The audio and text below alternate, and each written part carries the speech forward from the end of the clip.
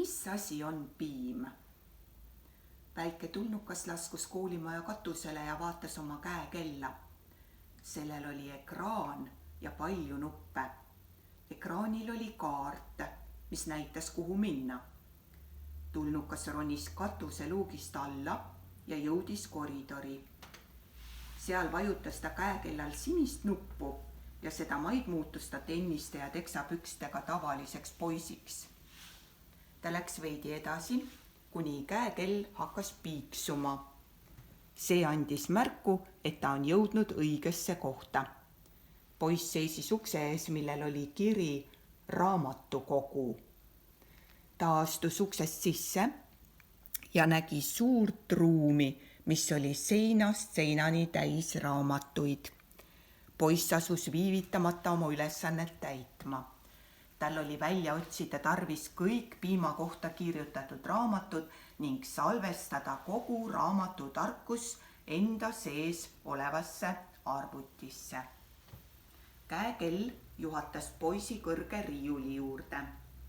Ta hakkas just võtma kõige ülemiselt riiulilt raamatut Piima ajalugu, kui üks hääl ütles: mina tahtsin täpselt sedasama raamatut võtta. Poiss ehmus ja vaatas hääle suunas. Ta nägi enda kõrval heledate patsidega tüdrukut. mina olen Mari, 1. A-st, ütles tüdruk rõõmsalt. me peame kirjutama homseks väikese jutukese piimast. mina olen Kiki-Miki, ütles tulnukas. Mari vaatas talle imestunult otsa. ma kuulen sellist nime küll esimest korda. ja mida sa siin teed? ma pean teada saama, mis asi see piim on, vastas poiss.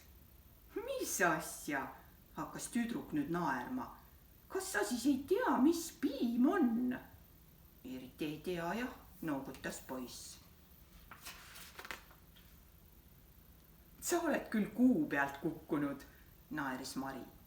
peaaegu, vastas Kiki-Miki tõsiselt. tema käekell näitas rohelist tuld. See tähendas, et Mari on sõbralik tüdruk, keda võib usaldada, ning Kiki-Miki rääkis talle oma loo. Kiki-Miki oli pärit kaugelt planeedilt. Viimasel ajal vaevas tema planeedi elanikke suur mure.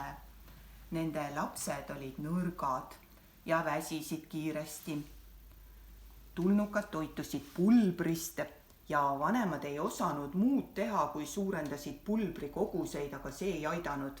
Armsad rohelised tulnukalapsed muutusid näost järjest lillamaks. Lapsi hakati põhjalikumalt uurima. Loodi spetsiaalsed arvutiprogrammid ja selgus, et laste organismist puudub tähtis aine, kaltsium. Tulnukate koduplaneedil aga seda ainet ei leidunud. Seetõttu saatsid tulnukad kosmosesse väikesed lennumasinad, mis pidid kindlaks tegema, kust kaltsiumit leida. Ühel päeval tuli teade. Planeedil Maa on olemas jook, piim, milles leidub hulgaliselt kaltsiumit, kasulikke valke ja erilisi vitamiine. Kiki-Miki ja tema perekond saadeti uurima, kas see vastab tõele. Mari kuulas rahulikult. Muidugi vastab tõele, ütles ta nüüd. Näiteks meie klassi Alex, kes võidab alati kõik spordivõistlused, joob väga palju piima. Ta joob koolisööklas ära ka nende laste piima, kes seda ei taha.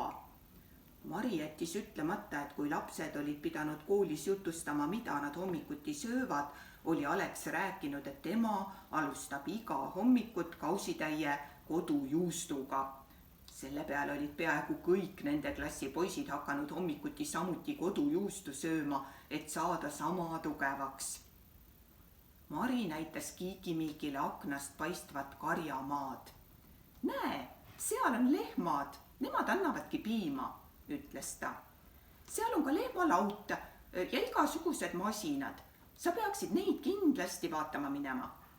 Aga lähme, pakkus Kiki-Miki õhinal. Vastust ootamata võttis ta Maril käest kinni ja sosistas. Hops! Sel samal hetkel seisid 2 last Saaremäe talu värava taga.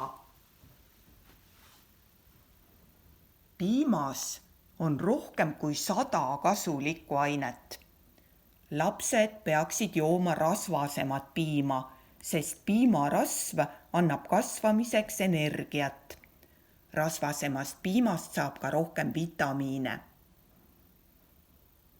Miks on piim kasulik? Mida ta sisaldab?